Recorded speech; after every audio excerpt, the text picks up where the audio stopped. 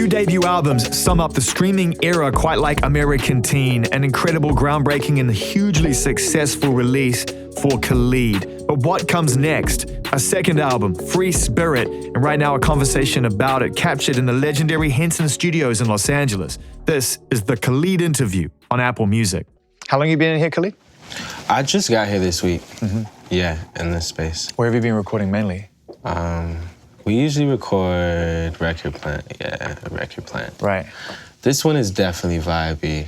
Yeah, it just has music in it. Yeah. You can just tell. You can feel it. You can feel it. I think about, and I was talking to them before, I'm like, yo, so many people come into these studios and just create songs that end up changing the world. Like the fact that this is the We Are the World room, and that's been one of the most impactful songs to date globally, is just insane. So it's like, it's also just a piece of history. I mean, you walk out and you see the way that they used to record, like 30, 20 years ago compared to now. It's so different. Technology is a crazy, interesting ass thing. We can't forget the environment, how important a part that plays in things. I actually I feel people are getting more back to that kind of place where no one wants to go back and try to resurrect the old way of doing things, but there are some universal truths that should come along for the ride. And that is like, don't forget about the process and the environment. Don't just think about the result and it being out and on to the next thing. Like, what is the experience for me as a fan, if not an experience for you? And there's so many levels from recording in this space, well, first off, for me, I definitely start at my house with like, okay, what am I going through today mentally? Yeah. Am I happy? Am I sad? Am I whatever? Then you take it to this place, you get to the studio, you're like, okay, let me tell you guys what I was just thinking about. What can we do? Then you do it, you finish it, you go through the mixing, the mastering, wrap that song up with a bow, and then you give it to the world. So then you think about the first impact that it has on people in their ears. Then you take it to tour, and then you perform it, and you really get to test the records out. Well, it comes alive at that point, even greater. Yeah. But do you get bittersweet when it's time to finish a project? Do you get a little bit kind of, I don't know, yeah, why not? I suppose sad is the word when you think that this era is going to come to an end and you're going to have to go out and do other things? I definitely get anxiety. I played it very safe for me with American Teen. And you think? Oh, yeah, I definitely did. I definitely feel like I didn't, because when I'm making my first album, I don't know what the world wants to hear from me or what they would like to hear from me. Sure. Or even necessarily what I would want the world to hear from me. Yeah. So I had a lot of anxiety with American Teen because I'm just like, wow, these are my voice notes and my journal logs and all of that stuff, and I get to put it out into the world and they get to judge it. And they get to, determine how they feel about it, if they like it or if they hate it. So it was definitely safe. Did you feel at the time when you were composing these voice notes and you were tapping into something that was taken, in my opinion, and we'll get to the themes of this record too, but from what I can gather, it's something that remains in your spirit, the idea of suburban life and making it feel romantic and aspirational, right? It's like, let's take that frustration and that kind of exclusion from the excitement of a big city, but let's actually dress it up and make it feel exciting to listen to, because it is, and great songwriting does that. But when you're kind of speaking these voice notes or seeing these voice notes and conjuring that feeling in yourself, do you recognize that you are potentially speaking to a lot of people who feel the same way? Do you get that sensation? It's crazy. I mean, as a 17-year-old when I wrote it, I didn't necessarily think that everybody else thought what I thought. Yeah. I was just speaking on what I was going through mentally, and it was a very lonely, idle point in my life, and that's why I turned to music, because music became the company. What's that bedroom like? Like, can you paint that picture for us, that place where you first wrote those songs and you made those songs? And like, what's that environment like for you? Like, what did you stare at every single day, and what did you fill that room with in order to get to that place? I had this mirror, this long mirror, and I would go and I would record the songs. Because I didn't necessarily have a studio that I liked. I would just float around from studio to studio. Every song on a different mic. Didn't know what mic I wanted to use. I'm just recording just to record. I can remember taking those songs, on the drive home, going into my room and looking at this mirror and just dancing with the song playing in my ear. Your own song. Yeah. Amazing. Just dancing, just free, just arms wide open, just, wow, this feels so good. Yeah. And then boom, pause. All right, no one's gonna hear it for a little bit. The process of writing the songs, are a little bit more. It just depends. I mean, American Teen for me, I wrote pretty much them all the same. I would write an idea, I would sing in my shower. It's the most comfortable place for anyone to sing, I feel like. Natural reverb, beautiful place. So I would sing in my shower, I would write it, and I'd hurry up and I'd rush to my phone and I'd put the note in my phone.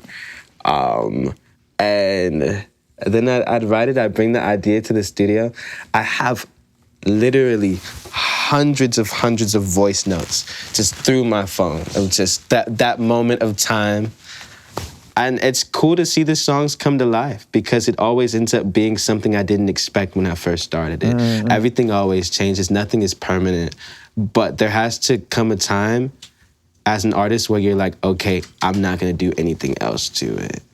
Because you can write a song 100 different ways. You can add 100 different inflections and harmonies and whatever. Then the song it's never gonna end. For me, I'm like, what that song is, the moment that I left that studio, I could go back and look at it again, but I'm not gonna change anything about it majorly because it takes away the feeling that I had when I hopped behind the booth and I was sad and I started just wailing. When you were at your most sort of uncomfortable through that process and just trying to be a teenager and trying to sort of understand and absorb, were there people that you could look to or take advice? I mean, you're not alone. I mean, Sam Smith sold a lot of records on his first album at a young age.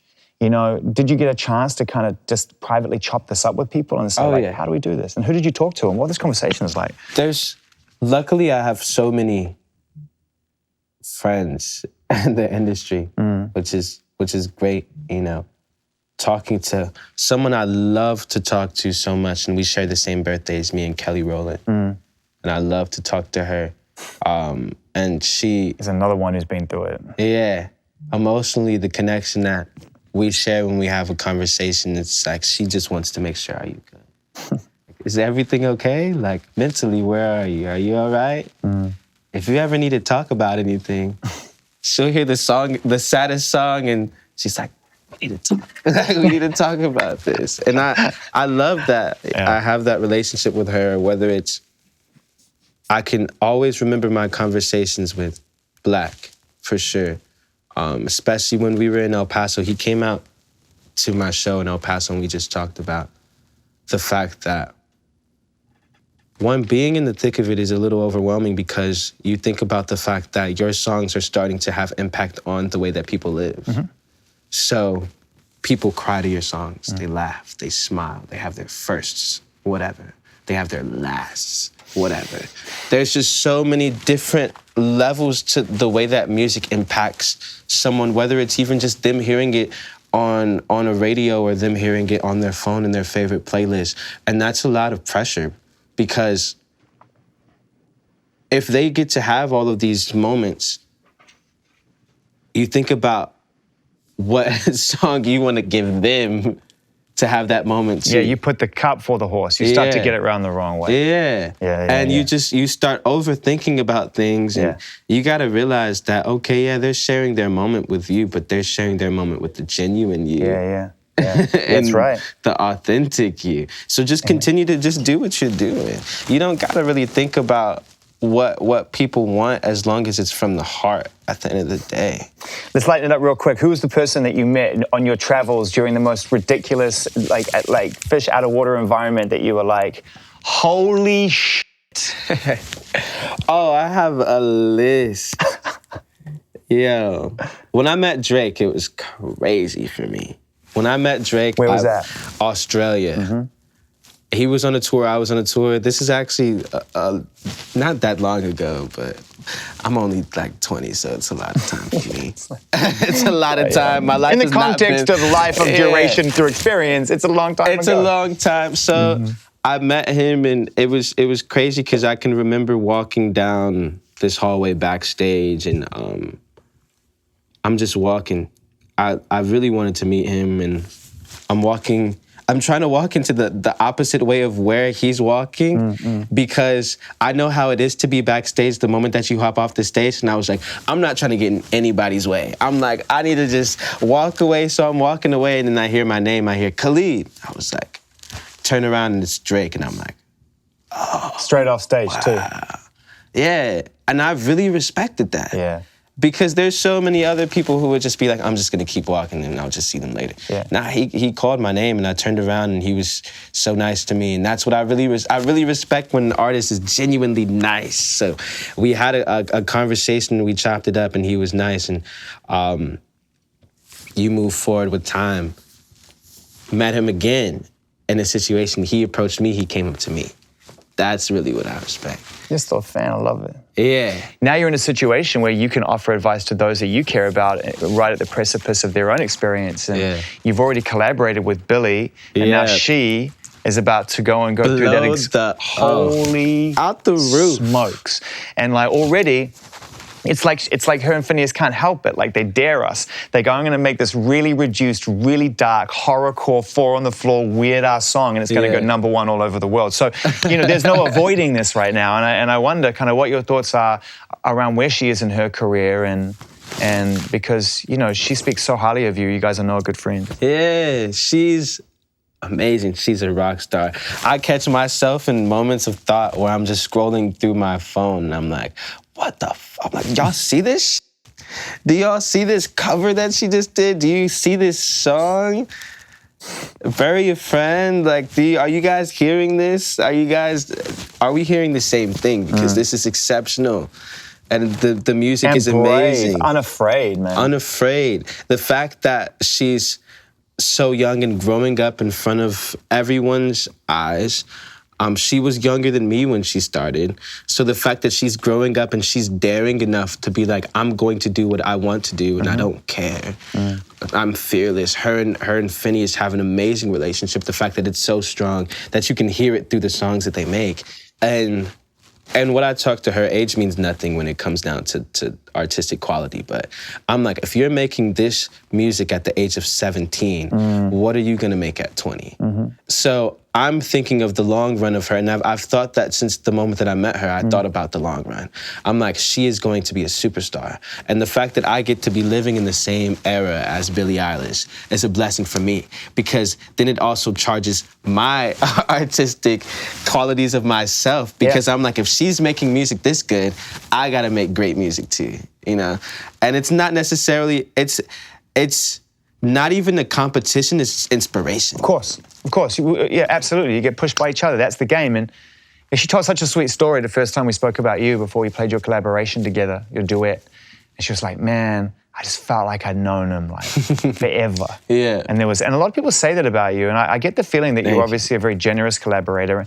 I wonder whether or not you've entered in, especially with this album coming now, whether you've entered into the era of no. And it can be respectfully no. Or it can be, I love you as a person, but no. But the era of no is important, and whether you've started to say no. Oh, yeah. I've said no to a lot of difficult things. And I mean, just because it's a no for now doesn't mean that it's a no forever.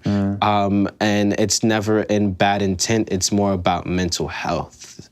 Because I'm like, I could make 100 songs at the end of the day, but I don't want to tire myself out. Please don't. I don't want to put myself through anything. And I love my age. I love being my age. I love 2021. I love this era of me, and I love my freedom in that sense that I get to share this time and share all these rewards with my friends, and I want to make sure that I constantly have that time, and I don't want to take that away.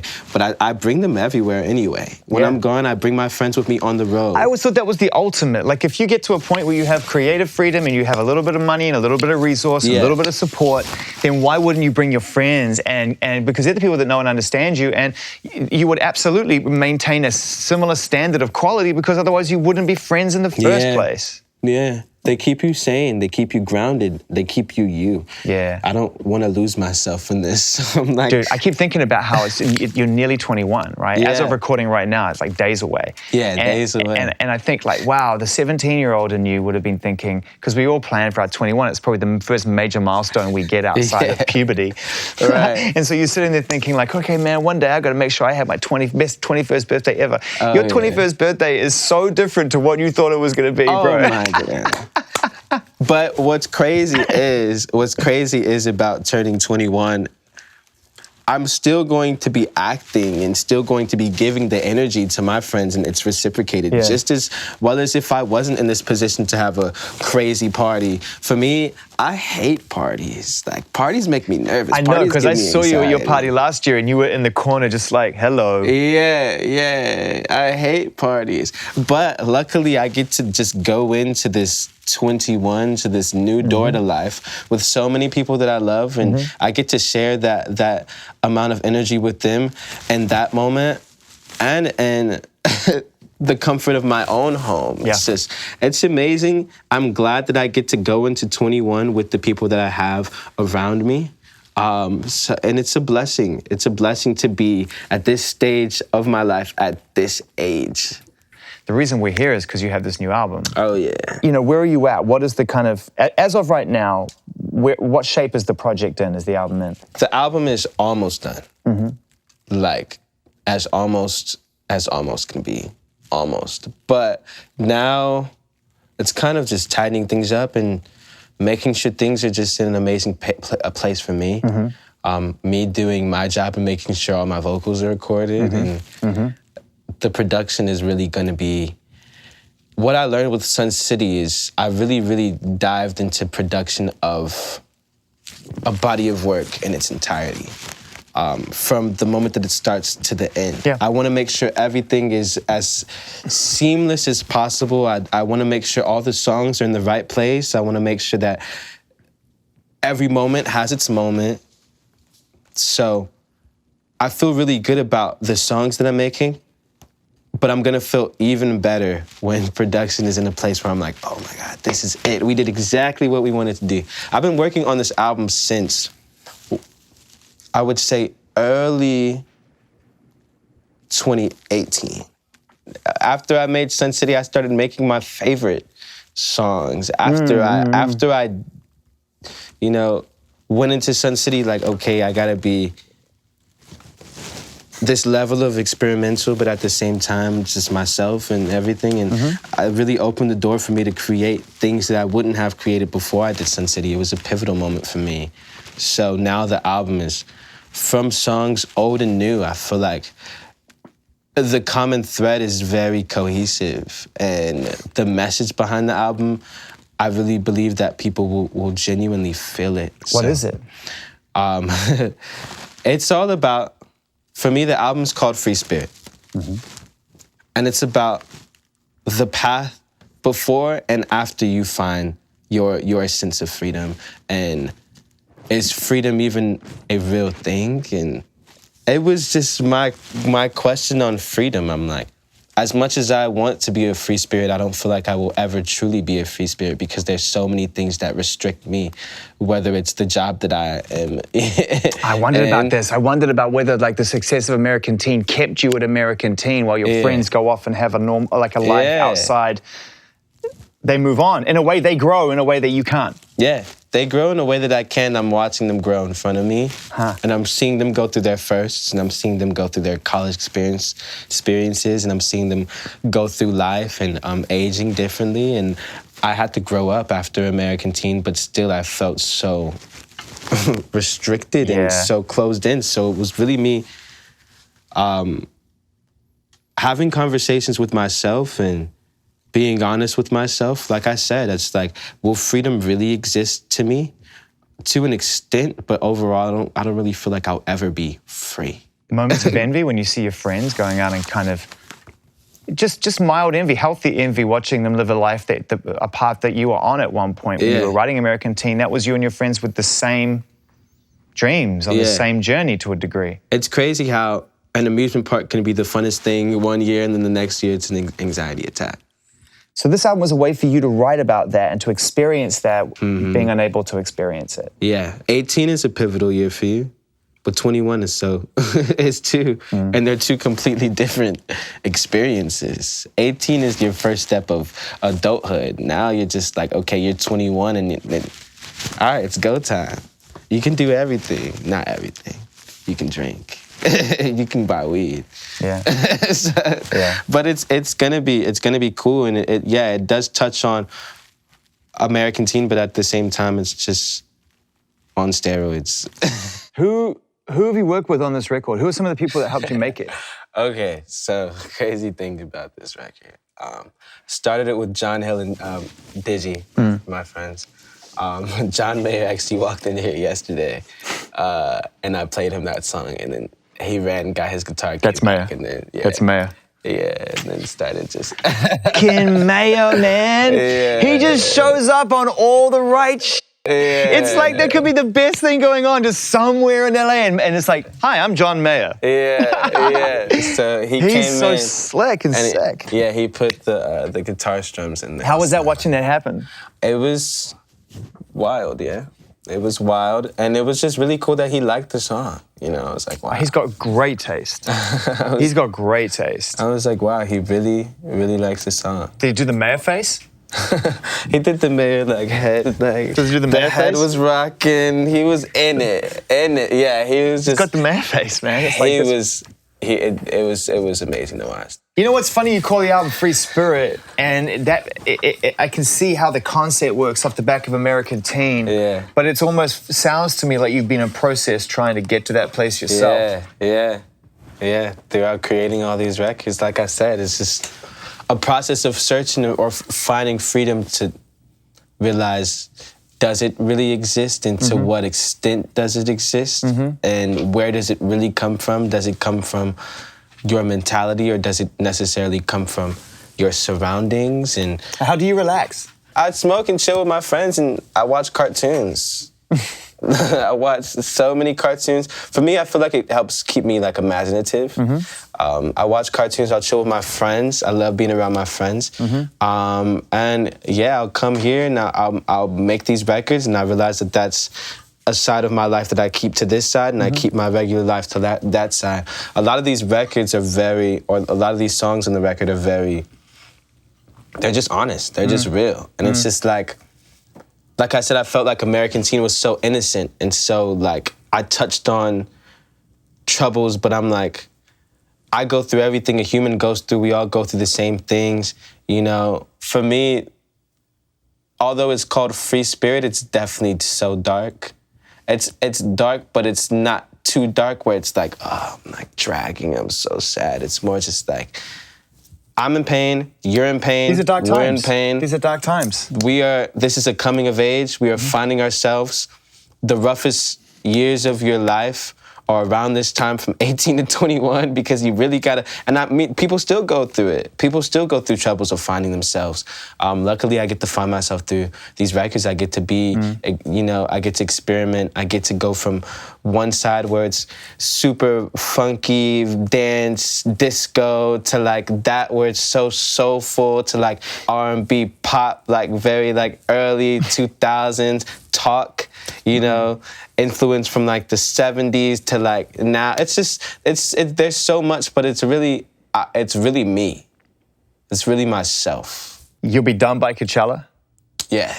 It will be out by Coachella. But it'll be out by Coachella. Yeah, it'll be And Coachella, in every event diary, especially when you're coming with something new, you pick those moments, whether it's a Glastonbury or Coachella or whatever it's going to be, where you get to show the world what you're thinking at that moment in time. Will Coachella feel to some degree like a coming out for the Free Spirit era? Oh my God, yeah.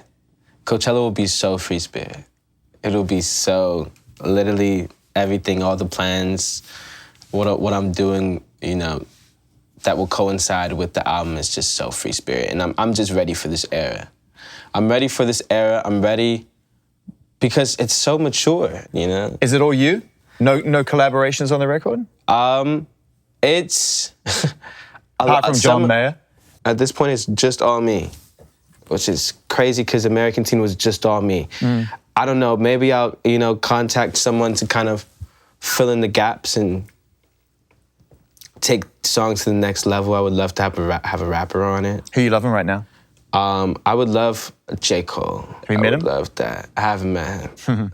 I love just how you can literally picture and imagine everything that he's saying as if you were there in that moment, and his storytelling is really, really, really amazing. So that could be cool for that. I don't know, maybe that happens. Maybe we'll send it over, fly it over to him, but it's clearly all you, but it's got that playful melodic storytelling that Ed Sheeran does really well. Yeah. You know? It's super playful, it's super dancey, super like very like club-like. Have you guys ever done anything? You would crush together. I Did you just wink at me? Say too much. Did he just wink at me just then? Wow. That's called investigative journalism, my friend. That's what that's called. You are welcome. Yeah.